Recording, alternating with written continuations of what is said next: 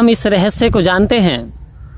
क्या हमने कभी कहा है, या फिर कहा भी है तो उसे गुनाह है, और गुनाह भी है तो क्या उसे मनन किया है, और यदि मनन भी किया है तो क्या उसे अपने ऊपर लागू किया है कि तू जो चाहता है होता वही है, दाता तेरा किया सब सही है, तेरा ऊंचा बैठाना मुबारक, तेरा नीचा बैठाना मुबारक, तेरे हर काम नेकी भली है, दाता तेरा किया सब सही है।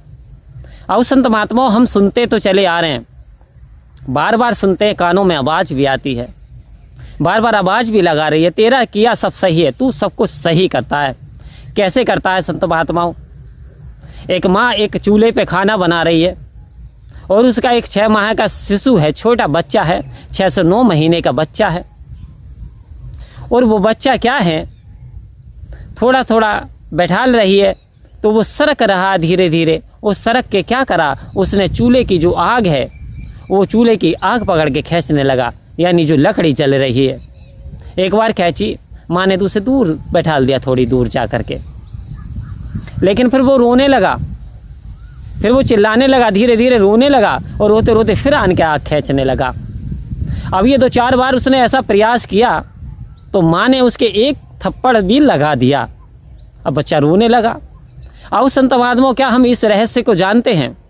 हम कहते तो तेरा दाता तेरा किया सब सही है, तेरा ऊंचा बैठाना मुबारक, तेरा नीचे बैठाना मुबारक, लेकिन क्या यदि कोई हमारी इंसल्ट कर देता है, कोई तौहीन कर देता है, यदि हमें कोई अपशब्द बोल देता है तो फिर हमें बुरा कितना लगता है? या फिर हमारे मन की कोई मुराद, कोई इच्छा पूरी नहीं होती तो फिर क्या होता है? तो फिर हम कहते हैं कि दाता तेरा किया सब सही है।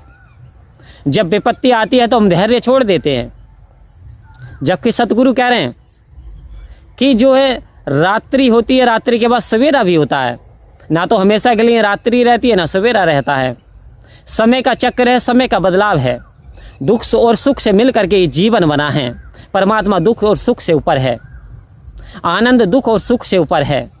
ये कैसा सुख है जो क्षण मात्र का है, क्षण भंगुर की खुशियाँ मिल जाती है, इंसान की चाहत पूरी हो जाती है, इंसान फूले नहीं समाता है। क्योंकि जब किसी बच्चे की शादी होती है तो लेके उसकी माँ, उसकी नानी, दादी, परदादी सब नाचना शुरू कर देती है।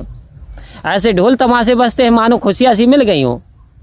लेकिन वही बहू आफ्टर सम टाइम, 2 या 3 साल या 4 साल के बाद, जब वो अलग होने की सोचती है, अलग हो जाती है, जब वो बैड बिहेव करती है तो वही लोग घर के उसकी बुराइयां भी करते हैं, मातम सा छा जाता है।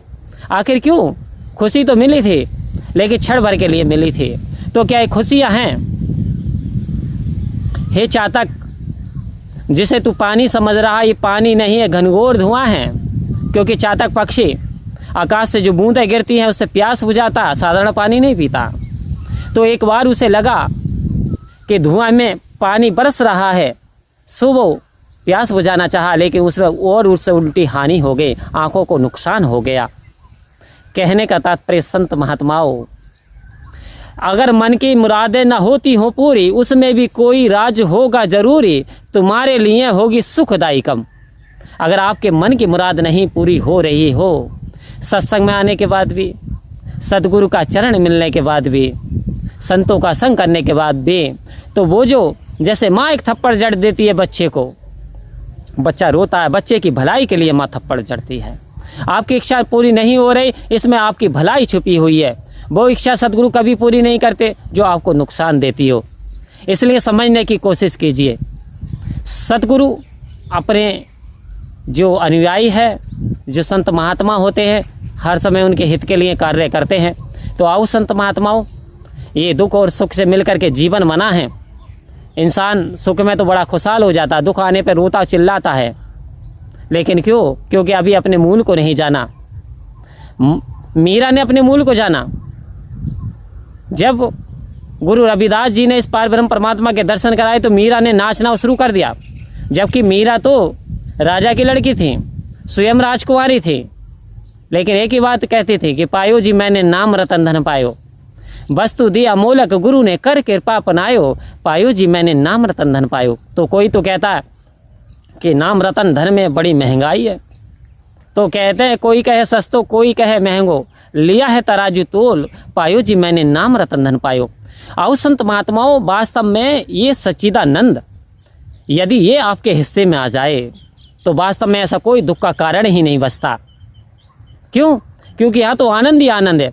परमात्मा कभी यानी बूढ़ा नहीं होता, कभी अस्थाई नहीं रहता, कभी परमात्मा दुखी नहीं होता। तो जो भक्त होते हैं, जो संत होते हैं, जो परमात्मा या सदगुरु के वचनों पे चलते हैं, वो कभी दुखी भी नहीं होते, क्योंकि दुख सुख से परे की अवस्था है आनंद।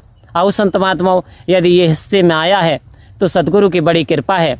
इसे सदगुरु के वचनों को अपनाते हुए और सदगुरु की रजा में राजी रहते हुए यदि जीवन जिएंगे तो वास्तव में जीवन का आनंद कुछ और होगा। परम प्यार से बोलिए धन्य का जी।